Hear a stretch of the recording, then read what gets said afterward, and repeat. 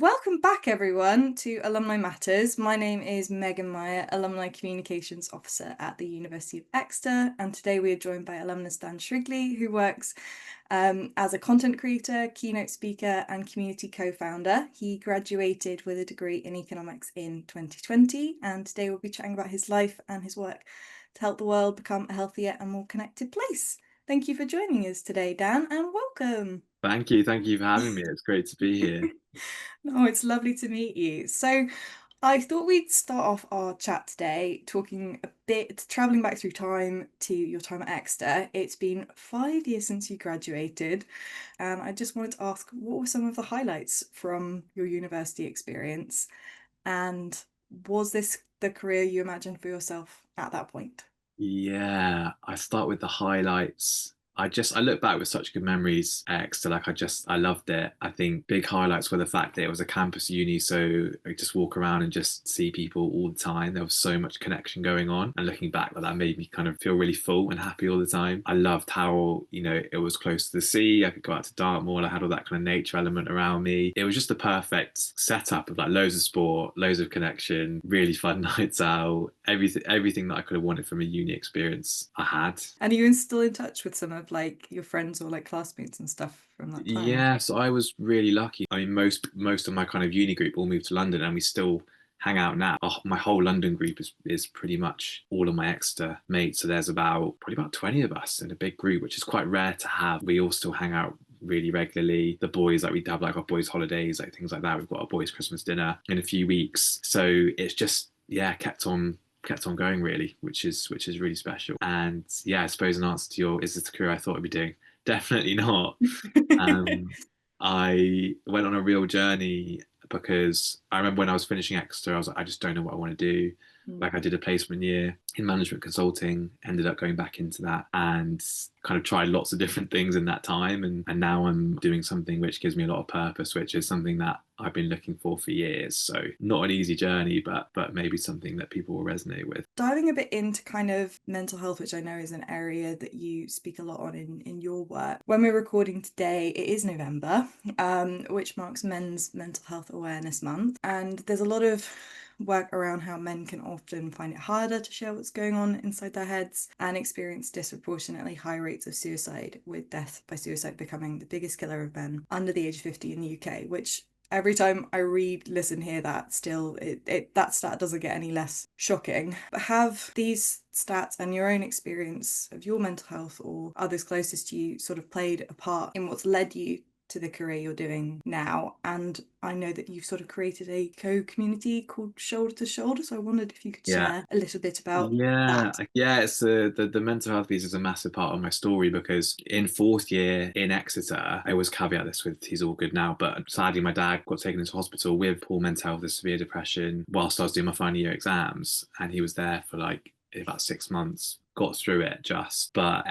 for years after that happened, and when I was going through corporate and doing all these office jobs, I was like, there's got to be something more than this. And I realized that, well, this thing happened to my dad, so how can I prevent what happened to him from happening to other people? And so it kind of directed me into this work around creating content to help other people feel less alone with what they're going through, because people often feel like they're the only ones, but you never are. Working as a speaker to basically share dad's story and what we learned from it, and then also starting the community, because one of the learnings from dad's story was that dad lacked connection. And so on the topic of men's mental health, there's been chat for years around, well, men need to talk more, but I don't agree with it, if I'm honest with you, Yeah. because that narrative, it's not helping. Like the suicide rate from 2017 to 2023 for men in the UK has gone up. It's not going down. And so you can ask guys to talk more, but if they don't have a space to do it in, or if they don't have someone to listen, how can you do it? And also it feeds a narrative of men are really bad at talking. But in the community, when we get guys together, they're really good at it. And once they're in the right space, more often than not, they'll just keep going and going and going. I think it's become this unfortunate stereotype that men are really bad at talking and they don't do it, and this is the thing that's causing the men's mental health crisis. But it's so wide ranging. There are so many factors, and it's easy to blame an individual man, but it's the system in which he lives which is causing these problems rather than the individual themselves. Did that creation of the community come out of wanting to create that space to kind of facilitate a space for people? Yeah, it came very naturally. Like I long story short, I watched a series on Netflix called Love is Blind, and there's a guy on there called Tom Stroud. And he, after the show, did some videos about masculinity. And one of my friends sent me one of these videos, put it on my Instagram story, tagged Tom in it, saw it, got Mm. chatting in the DMs, realized we had a lot in common, met for a coffee. And then we were like, why is it strange for two guys to meet for a coffee in this way? Like, why is there a stigma around it? And so we thought, if we want to do this, then we can create the space for other people. And so then we did our first walk and coffee, and it's just blown up since then. That's the very kind of short and sweet story of how it happened. And for me, then naturally, it just aligned with my mission really well. You know, now last walk, we had 70 guys show up. It's amazing to be able to provide a space for 70 guys to make new friends and connect with people. And, you know, if they want to share something they're struggling with, they can. But if they just want to show up and just make new connections, that is what it's all about. It's not labeled as a mental health group. It's labeled as a come and make new friends, because if you have friends, then you're going to have someone to talk to when you need to. Yeah, to start from that beginning. Exactly.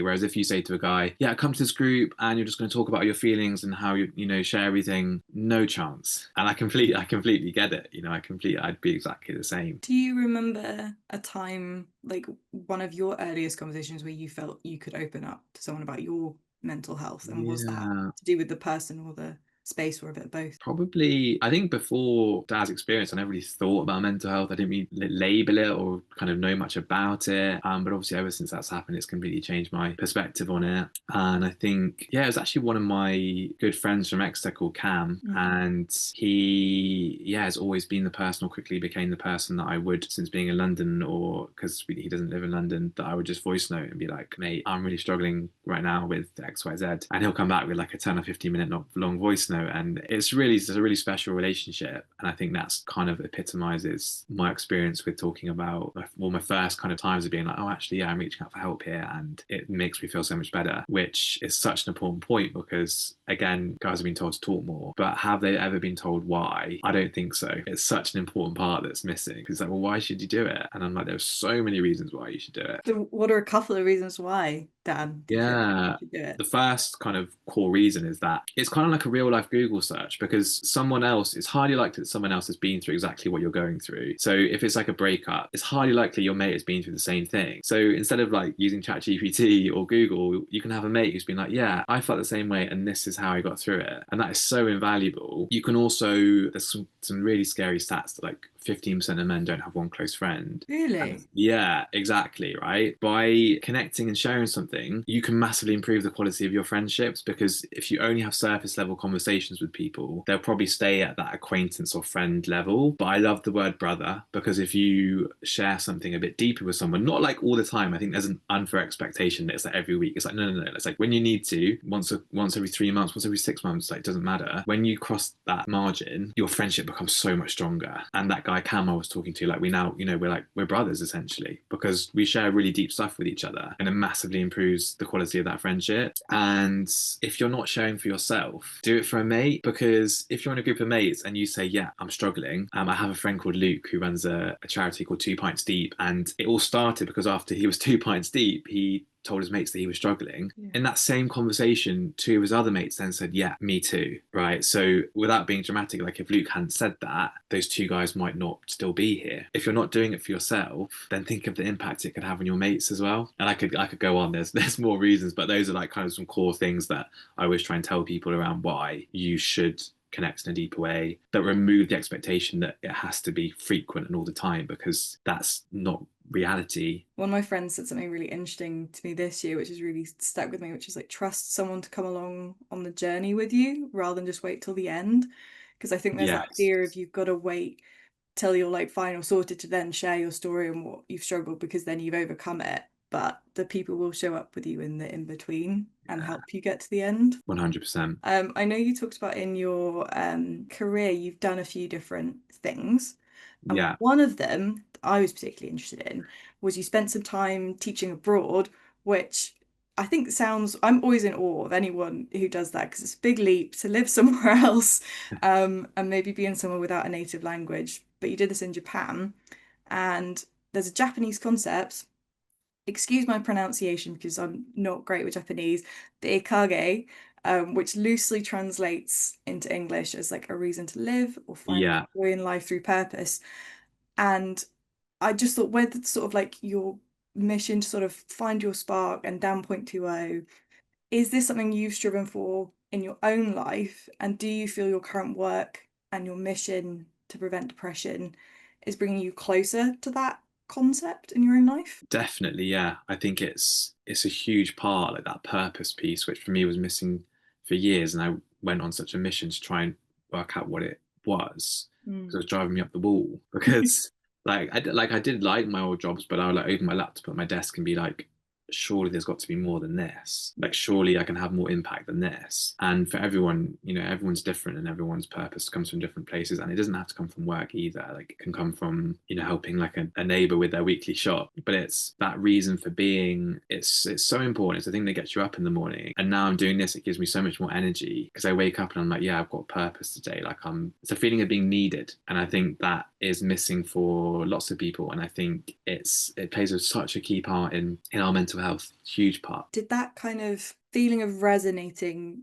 more closely with what you're doing currently, or that feeling of disjointed with what you had before, come gradually, or was that kind of like a moment where it happened? Because I know you've talked about kind of the experiences your dad had didn't really sort of hit home to you necessarily at the time when it was happening. It was more like later. Would you say it was like a gradual? I think it was a gradual frustration. Like when I was leaving uni, I was like, I don't know what I want to do. So I was like, I'll just go to London and do like consulting because I was like, I learn a lot and it will be good. And there's a journey of working out what you like and what you don't like. So I think you do just have to try different jobs and just see what floats your boat. And then yeah, I think it really hit home when when I had these conversations with dad around, well, why do you think you became severely depressed? And one of the themes was purpose. Oh, So okay. since having that conversation, it's made me a lot more aware of how much purpose do I have in my life right now because I know how important it is for me. Because you've seen, I guess, what can happen when you feel that you don't have one. It can put you into quite, like, for Yeah, him anyway, like a dangerous mindset.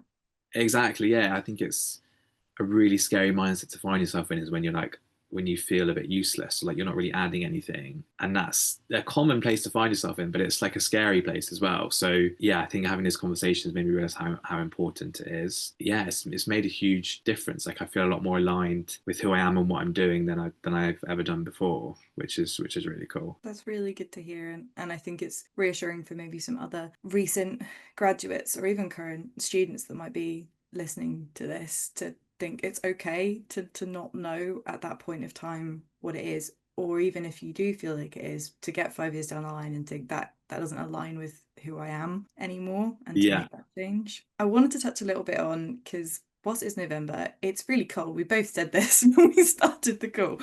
And winter can be a tough time of the year for many reasons. I think just ad hoc conversations I have with my colleagues and friends, people can be finding it really hard for different reasons, with the darker days, less light, money pressures, life getting busier and not maybe having time for the bits that really help. And also, I think I've definitely found in the last couple of years with my own experiences that focus on excessive joy and celebration that can sometimes happen this year can be quite alienating if you're not in that space yourself, and loneliness can come in or low mental mm, health can come in. I wanted to just open up the conversation a little bit to what are some of, firstly, have you experienced anything like that?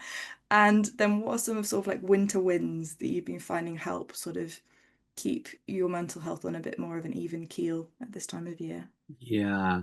I think that loneliness point is it's a common pain point that lots of people experience, whether that's feeling lonely in terms of friendships or maybe feeling alone in terms of what you're doing or the path that you've taken. Mm. That can be tough. Yeah, especially around a time like Christmas when there's the whole focus is on connecting with people and doing those things. I think for me in terms of quick wins for mental health during this time, it's possible to seek out new connections. Like if there are any communities in your area or around this time, like seek them out, go and give them a go. First time you go, it might not quite click or it might not work, but at least you got out there and gave it a go because there are so many other people in the same boat who want to connect. Even run clubs have just gone crazy because people want to meet new people. Like it's a human need, so you're allowed to kind of express that need. As it gets darker in the evenings and things like that, just slow down a bit. Use this time because summer's crazy. It's busy. You're out all the time. You're tired. There's a lot more social events. So at this time of year, it's quite nice just to read a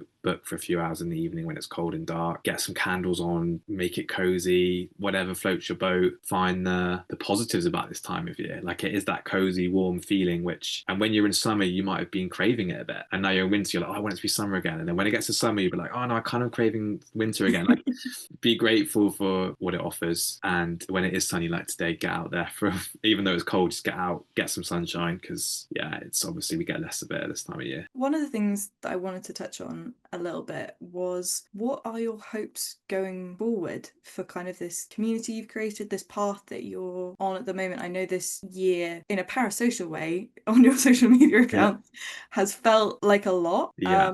Is there anything yet you're kind of like hoping for kind of going forward, or reflecting back on like the last year? Yeah, it's been a year of lots of change, and I feel like it's starting to stabilize, which is good. But yeah, I think looking forward, I just want to keep kind of living this mission every day, keep growing a community, keep on like growing my following on socials, doing more talks, getting the message out there is the goal, really. I think it's a transition from working for someone else and now I'm working for myself, and essentially growing a business around it, like a very purpose and passion led business. So the goal is to just keep growing that and keep on doing it as my full-time thing. How have you found that transition, going from Yeah, working more like corporate for other people's jobs to then, yeah, running your own business? hard. Yeah. Really hard, because in a corporate space, you're in an office surrounded by people all the time, and you're all in it together, whereas being self-employed, you're on your own most of the time and it's just you. Mm. So when you like start getting stressed, or maybe you're having like negative thoughts about the future, you've got to battle that yourself. Like, it's a huge test of resilience. And obviously when you're employed by someone else, you get your salary every month, whereas when you're self-employed, it can change and you have a lot more uncertainty. It's like there's a lot more excitement, and the weeks look are just so varied and interesting and exciting, and on the flip side of that, you get a lot more uncertainty. Yeah, I think lots of people, it's easy to like hate on the corporate world, or like, but like for some people it really works because it's stable when you have team around you and you're all working together, and you might really love your job in that space and the company that you work for, and I think that's great. Mm. Some people like me just prefer to kind of have their own thing. I don't think there's a right or wrong answer. It's just what suits the particular person. With that like move, was that a conscious choice that you sort of were coming to, that you were like, I think this is going to suit me better to be like work for myself? Was that over a period of time, or did it like, yeah, kind of happen in one moment? I think I've always had that like entrepreneurial kind of spirit in me somewhere, but I think it was a realization that to have the most impact, I had to go alone. That was kind of what, yeah, there wasn't a job that would fit my requirements. So I was like, I got to make it myself. Yeah, would do you think if like you were talking to yourself back in like January or the end of last year, and you've told Dan what was ahead, that you would have sort of believed it, or felt like, oh, I don't know if I want to do this yet? I think it would have felt a bit overwhelming in some ways, and I probably wouldn't have believed it. I Mm. think there's a really long way to go. But yeah, I think if you said at the start of this year, this is where I'd be, I'd be pretty happy with that. And I guess, yeah, you were sort of saying you've had like quite a busy week. Do you feel like it is like there is momentum that you're finding, both kind of, I guess, in terms of like tangible things like your social count and the number of events you're doing, but like in terms of the types of conversation that you're having with people? Yeah, definitely. Like, yesterday I was in the Reddit office because we've been using Reddit to grow our community, and so they invited us in to like talk to their, employees about how we've used it, Mm. and like that was really cool. Such a cool conversation about community and connection. We've got a community event tonight which is sold out, like a sauna and a cold dip, so that'd be great. I've started doing some work with Lumi, the light brand, which is great. So did a campaign for them yesterday, which was awesome. So it's nice because everything kind of relates to the mission, and it feels like it's making a difference, which is good. One thing I've learned is to keep coming back to my why. So I think it's easy to get focused on like metrics like follower count and all that kind of stuff, but it's like coming back to the reason why I'm doing it, and also trying to like have more. I'm still trying to get better at this, but more like process focused goals rather than outcome focused goals. Okay. Because if the goal is like, okay, I want to hit 20K followers on Instagram, I don't really have any control over that. Like I do, but I don't. A Mm. better goal is like, okay, I want to get 3 posts out a week. So I'm trying to flip that mentality because it helps. It helps a lot, like, because you have complete control over that. Yeah, like it's in your own sphere of influence Yeah, future. exactly. And you know, if you do that, you've shown up as best as you can, and that's all you can do. So I guess I was actually interested because what would you sum up your why as? My why is essentially to, yeah, to prevent what happened to my dad from happening to other people, to help men specifically feel more in control, informed, and connected to improve their mental health. That is my core kind of mission statement, And because what happened to dad was preventable. have you had like quite candid conversations with your dad since then? Because I guess like you're sharing that story quite a lot in your work. Yeah, yeah, we've had lots. I think for years it was like brushed under the carpet, but for the past probably 14, 15 months, we've spoken about it a lot more. And dad is very happy to speak about it. He like joins me for some of my talks sometimes. I think me starting this work and going on this mission has encouraged us to talk about it more, which is great, to dive into it and learn from it. I think that's what's really important, is it's turning something negative into something really positive. To kind of conclude our chat today, Dan, I kind of wanted to round things off on a little bit of a festive note with the festive season coming up. If there was a gift you wish you could give yourself for the year ahead, what would you give Dan of 2026? Yeah, I like this question.